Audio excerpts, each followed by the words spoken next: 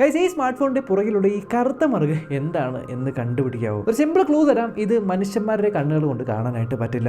ഇതാണ് Vivo T4X 5G. 15,000 രൂപയ്ക്ക് താഴെ ഇപ്പോൾ മേടിക്കാൻ പറ്റുന്ന one of the best smart phone ആണ് ഇത് എന്ന് പറയുന്നു. ബട്ട് ആക്ച്വലി 15,000 റുപ്പീസിന് ഇതാണോ ബെസ്റ്റ് ഫോൺ എന്ന് നമുക്ക് വിശദമായിട്ട് നോക്കാം. മെയിൻലി 7 കാര്യങ്ങളാണ് എനിക്ക് ഈ സ്മാർട്ട് ഫോണിനെ പറ്റി പറയാനുള്ളത്. അത് പറയുന്നതിന് മുന്നേ ചാനൽ ആദ്യമായിട്ടാണ് കാണുന്നതെങ്കിൽ സബ്സ്ക്രൈബ് ചെയ്യാൻ മറക്കണ്ട. ക്വിക്ക് ആയിട്ടുള്ള ഒരു അൺബോക്സിംഗ് നോക്കാം.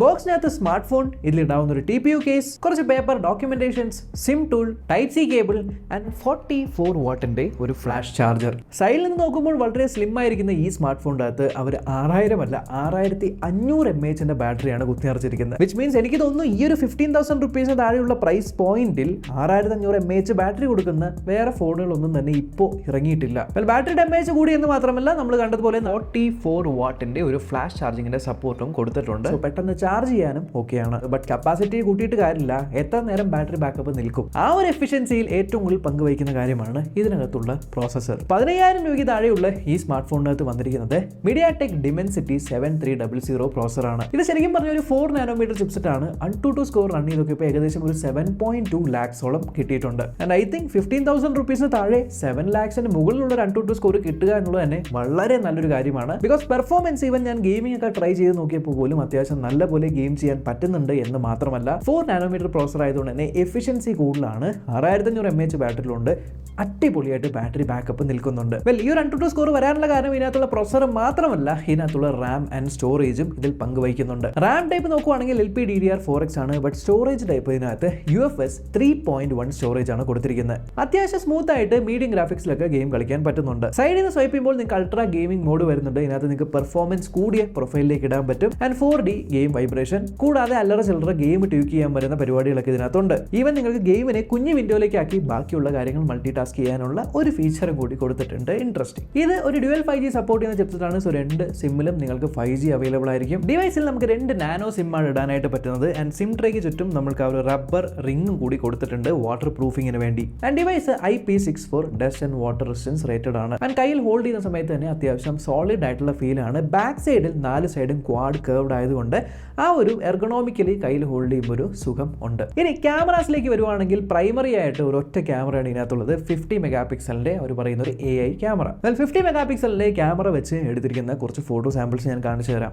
ഔട്ട് ഓഫ് ദ ബോക്സ് എടുക്കുന്ന ക്യാമറ സാമ്പിൾസ് എല്ലാം തന്നെ വളരെ ബ്രൈറ്റ്, പഞ്ചി ആൻഡ് വിവിഡ് ആണ്.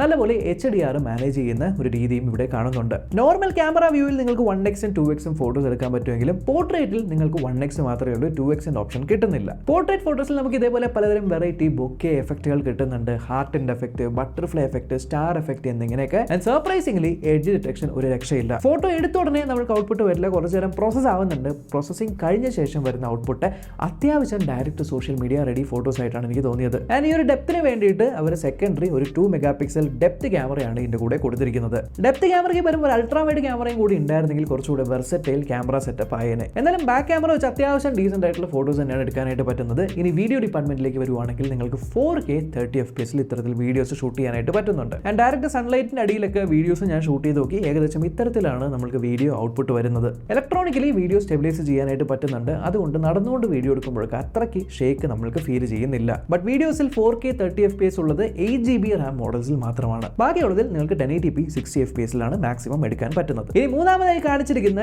ഈ ഒരു സാധനം വേറെ ഒന്നുമല്ല, ഇത് ഒരു IR ബ്ലാസ്റ്റർ ആണ്. നോർമലി ഫോണിന്റെ മുകൾ ഭാഗത്താണ് നമ്മൾ IR ബ്ലാസ്റ്റർ എക്സ്പെക്ട് ചെയ്യുന്നത്. ബട്ട് ഇതിൽ IR ബ്ലാസ്റ്റർ താഴെയായിട്ടാണ് വരുന്നതെന്ന് മാത്രം. ഫ്രണ്ടിൽ നിങ്ങൾക്ക് 8 മെഗാപിക്സലിന്റെ ഒരു പഞ്ച് ഹോൾ സെൽഫി ക്യാമറയാണ് വന്നിരിക്കുന്നത്. അതിൽ എടുത്തിരിക്കുന്ന കുറച്ച് ഫോട്ടോ സാമ്പിൾസ് ഞാൻ കാണിച്ചു തരാം. അത്യാവശ്യം നല്ല ഒരു ഔട്ട്പുട്ട് തന്നെയാണ് ഈ ഒരു ഫ്രണ്ട് ക്യാമറയിൽ നമുക്ക് തരുന്നത്. ഈവൻ ഞാൻ ഡയറക്റ്റ് സൺലൈറ്റ് പുറകിൽ വെച്ച് HDR ടെസ്റ്റ് ചെയ്ത് നോക്കി. ആൻഡ് യെസ്, സണ്ണും വിസിബിൾ ആണ്, എന്റെ ഫേസും അത്യാവശ്യം വിസിബിൾ ആണ്. So HDR management is also good. And ഫ്രണ്ടിൽ 1080p 30 FPSലാണ് ഇത്തരത്തിലുള്ള വീഡിയോസ് എടുക്കാനായിട്ട് പറ്റുന്നത്. ആൻഡ് കുറച്ചുകൂടി സ്റ്റെബിലിറ്റി ഉണ്ടായിരുന്നെങ്കിൽ രസമുണ്ടായേനെ. ഇനി ഗാലറി ആപ്പിനകത്ത് കുറച്ച് ഇൻബിൽഡ് ആയിട്ടുള്ള AI ഫീച്ചേഴ്സ് ഉണ്ട്. ഉദാഹരണത്തിന് നമുക്ക് ഒബ്ജക്ട് ഇറേസ് ചെയ്ത് കളയാൻ പറ്റുന്ന AI ഇറേസർ ഫീച്ചർ ലഭിക്കുന്നുണ്ട്. ക്ലാരിറ്റി കുറഞ്ഞ ഫോട്ടോസിനെ എൻഹാൻസ് ചെയ്യാനായിട്ട് യൂസ് ചെയ്യുന്ന AI ഫോട്ടോ എൻഹാൻസ് എന്ന് പറഞ്ഞ ഫീച്ചറും, ഡോക്യുമെന്റ്സ് ഒക്കെ ഫോട്ടോ എടുക്കാനായിട്ട് AI ഡോക്യുമെന്റേഷൻ എന്ന് പറഞ്ഞ ഫീച്ചറും ലഭിക്കുന്നുണ്ട്. സോ 15K പ്രൈസ് പോയിന്റിൽ ഇപ്പോൾ ഇത്രയും നേരം പറഞ്ഞ ഫീച്ചേഴ്സ് എല്ലാം അത്യാവശ്യം നല്ലത് തന്നെയാണ്.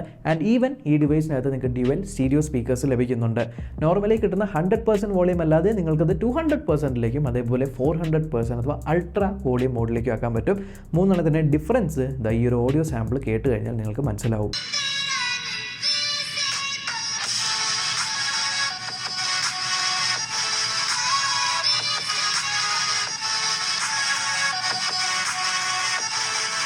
ബട്ട് ഡിവൈസിന്റെ ഫ്രണ്ടിൽ നിങ്ങൾക്ക് ഒരു പഞ്ച് ഹോൾ ഡിസ്പ്ലേ ആണ് കിട്ടുന്നതെങ്കിലും ഇത് ഒരു 6.72 ഇഞ്ചിന്റെ 120 ഹെർട്സിന്റെ ഫുൾ HD പ്ലസ് ആയിട്ടുള്ള ഒരു LCD ഡിസ്പ്ലേ ആണ്. LCD ഡിസ്പ്ലേ ആണെങ്കിലും ഔട്ട്ഡോറിലുള്ള ബ്രൈറ്റ്നസ് അത്യാവശ്യം നല്ലതാണ്. ഏകദേശം 1050 നിറ്റ്സിന്റെ പീക്ക് ബ്രൈറ്റ്നസ് ആണ് വരുന്നത്. ഡയറക്റ്റ് സൺലൈറ്റിൽ ഏകദേശം സ്ക്രീൻ ഇത്തരത്തിലാണ് വിസിബിൾ ആയിട്ടുള്ളത്. ആൻഡ് ഇതിനകത്ത് LCD ആയതുകൊണ്ട് തന്നെ in display finger print scanner അല്ല വരുന്നത്, side mounted finger print scanner ആണ് വരുന്നത്. ആൻഡ് അത്യാവശ്യം ഫാസ്റ്റും ആണ്. ഫേസ് അൺലോക്കിന്റെ ഫീച്ചറിന് ലഭിക്കുന്നുണ്ട്. പ്രോണ്ടോ പർപ്പിൾ, മറൈൻ ബ്ലൂ എന്ന് പറയുന്ന രണ്ട് കളേഴ്സിലാണ് വരുന്നത്. എന്റെ കയ്യിലുള്ളത് മറൈൻ ബ്ലൂ ആണ്. ഏകദേശം 8.09 മില്ലിമീറ്റർ ആണ് ഇതിന്റെ തിക്നെസ് വരുന്നത്. ആൻഡ് 208 ഗ്രാം ആണ് വെയിറ്റ്. ക്യാമറ റിംഗിന് ചുറ്റും ആക്ച്വലി ഒരു ഡബിൾ ലെയർ ഡയമണ്ട് കട്ടിംഗ് ഒക്കെ കൊടുത്തിട്ടുണ്ട്. സോ സൈഡിൽ നിന്നൊക്കെ നോക്കുമ്പോൾ രസമുണ്ട്. ആൻഡ് രണ്ട് ക്യാമറാസിന്റെ താഴെയായിട്ട് നിങ്ങൾക്ക് ഇതാ ഒരു റിംഗ് കാണാനായിട്ട് പറ്റുന്നുണ്ട്. ഇത് ഒരു ഡൈനാമിക് ലൈറ്റ് ആണ്. നമുക്ക് സെറ്റിംഗ്സിനകത്ത് പോയിട്ട് ഡൈനാമിക് ലൈറ്റ് നമുക്ക് ഇഷ്ടമുള്ള കളറിൽ കസ്റ്റമൈസ് ചെയ്യാനായിട്ട് പറ്റും. നോട്ടിഫിക്കേഷൻ വരുന്ന സമയത്തോ അല്ലെങ്കിൽ മ്യൂസിക് പ്ലേ ചെയ്യുന്ന സമയത്തോ കോൾസ് വരുന്ന സമയത്ത് ബാറ്ററി ചാർജ് ആവുന്ന സമയത്തൊക്കെ ഈ ലൈറ്റ് കത്തിച്ചുകൊണ്ട് നമുക്ക് ഇൻഡിക്കേറ്റ് ചെയ്യാനായിട്ട് യൂസ് ചെയ്യാനായിട്ടും പറ്റും. ഡിവൈസ് ആൻഡ്രോയിഡ് 15 ബേസ് ചെയ്തിട്ടുള്ള ഫൺടച്ച് OS 15 ആണ് വന്നിരിക്കുന്നത്. നമ്മൾ നേരത്തെ കണ്ട കുറച്ച് AI ഫീച്ചേഴ്സ് കൂടാതെ ഇതിനകത്ത് ഗൂഗിളിൻ്റെതായിട്ടുള്ള സർക്കിൾ ടു സെർച്ച് വരുന്നുണ്ട്. അതേപോലെ സ്ക്രീൻ ട്രാൻസ്ലേറ്റ് ഓപ്ഷനും കിട്ടുന്നുണ്ട്. ഈവൻ കമ്പാരിറ്റീവ്ലി ഫൺടച്ച് OS 15 ആനിമേഷൻസ് കുറച്ചുകൂടി ബെറ്റർ ആയതായിട്ട് എനിക്ക് ഫീൽ ചെയ്തു. എന്നാലും നമുക്ക് മെനുവിൽ hot tabs and hot games അതേപോലെ കുറച്ച് എക്സ്ട്രാ ആപ്ലിക്കേഷൻസ് കാണുന്നുണ്ട്. സോ അതെല്ലാം നിങ്ങൾക്ക് ഡിസേബിൾ ചെയ്ത് കളയാവുന്നതാണ്. ഫോട്ടോസിൽ നിന്ന് നിങ്ങൾക്ക് ഡയറക്റ്റ് ടാപ്പ് ആൻഡ് ഹോൾഡ് ചെയ്ത് ടെക്സ്റ്റും സെലക്ട് ചെയ്യാനായിട്ട് പറ്റും. ആൻഡ് ഇൻട്രസ്റ്റിംഗ്ലി ഇതിനകത്ത് ഒരു ഫീച്ചർ ഞാൻ കണ്ടു, ഓൾവേസ് ഓൺ ഡിസ്പ്ലേ. സാധാരണ AMOLED ഡിസ്പ്ലേകളിലാണ് ഈ ഒരു ഓൾവേസ് ഓൺ ഡിസ്പ്ലേ ഫീച്ചർ കാണുന്നത്. ബട്ട് LCD ഡിസ്പ്ലേ ഉള്ള ഈ ഫോണിലും ആ ഫീച്ചർ കൊടുത്തിട്ടുണ്ട്.